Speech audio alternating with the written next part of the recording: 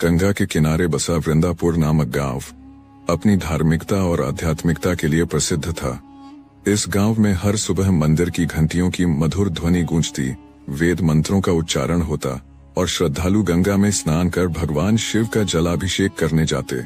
यहाँ के लोगों का जीवन भक्ति और साधना से जुड़ा था, लेकिन इस पवित्रता के बीच कुछ छिपे हुए अंधेरे भी थे जिन्हें कोई देख नहीं पाता था।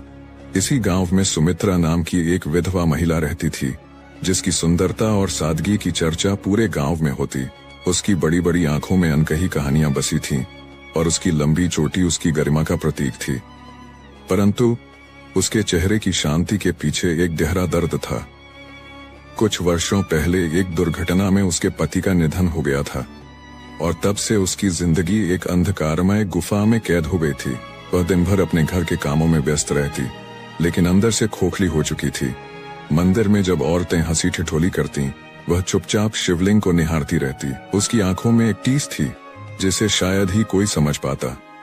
गांव की औरतें कहती, समय के साथ उसका दुख कम हो जाएगा, लेकिन उसकी सूनी आंखें बताती थीं कि कुछ घाव कभी नहीं भरते। एक दिन गांव में एक प्रसिद्ध संत काशीगिरी बाबा का आगमन हुआ। कहा जाता था कि वे अद्भुत शक्तियों के स्वामी थे जो लोगों की तकदीर बदल सकते थे। उनकी लंबी जटाएं, तेजस्वी आंखें और गले में लटकती रुद्राक्ष की माला देखते ही लोगों को श्रद्धा से भर देती थी। जब यह खबर फैली कि बाबा अपने प्रवचनों में जीवन और मुक्ति का रहस्य समझाते हैं, तो सुमित्रा को भी एक उम्मीद की किरण दिखी।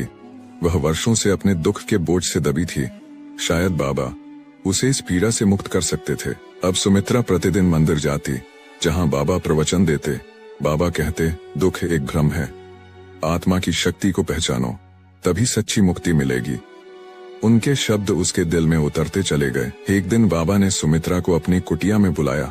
कुटिया घने पेड़ों के बीच थी, जहां अंधेरे में दीपों की लौ जल रही थी और अगरबत्तियों की खुशबू फैली थी। सुमित्रा जब वहां पहुंची तो बाबा ध्यान में लीन थे।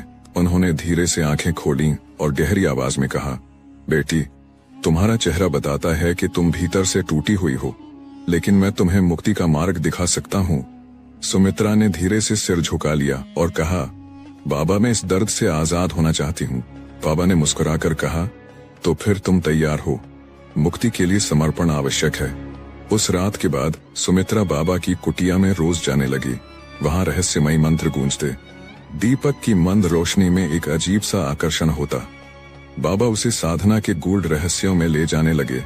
गांव में कुछ लोगों ने गौर किया कि सुमित्रा अक्सर रात के समय कुटिया की ओर जाती थी। पहले तो किसी ने ध्यान नहीं दिया, लेकिन धीरे धीरे यह बात पूरे गांव में फैलने लगी। कुछ लोग कहते, शायद वह मोक्ष की ओर बढ़ रही है, तो कुछ इसे बाबा की सिद्धियों का प्रभाव मानते। एक दिन मंदिर के पुजारी हरिदत्त ने सुमित्रा को बाबा की कुटिया से बाहर निकलते देखा। उसकी आंखों में डर और झिझक थी। उसकी चाल असामान्य थी, जैसे वह किसी चीज से भाग रही हो। हरिदत्त को कुछ संदेह हुआ और अगले दिन उसने पंचायत के बुजुर्गों को बुलाकर यह बात बताई। पंचायत के लोग चिंतित हो गए। बाबा की कुटिया में रात के अंधेरे में सुमित्रा का जाना गांव के लिए चिंता का विषय बन गया था। पंचायत ने फैसला किया कि बाबा से सीधे सवाल किया जाए। जब गांव के सभी लोग पंचायत में इकट्ठा हुए तो बाबा को बुलाया गया।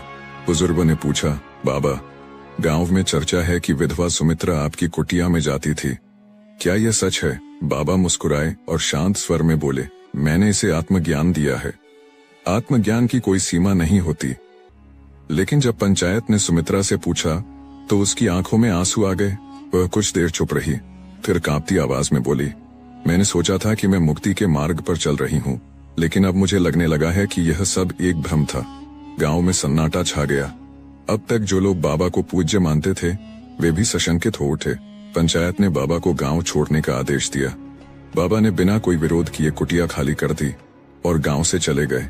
बाबा के जाने के बाद गांव में पहले जैसी शांति लौट आई, लेकिन सुमित्रा के लिए यह एक महत्वपूर्ण मोड़ था। उसने महसूस किया कि मुक्ति किसी बाहरी संत या गुरु से नहीं, बल्कि स्वयं के भीतर की शक्ति से मिलती है।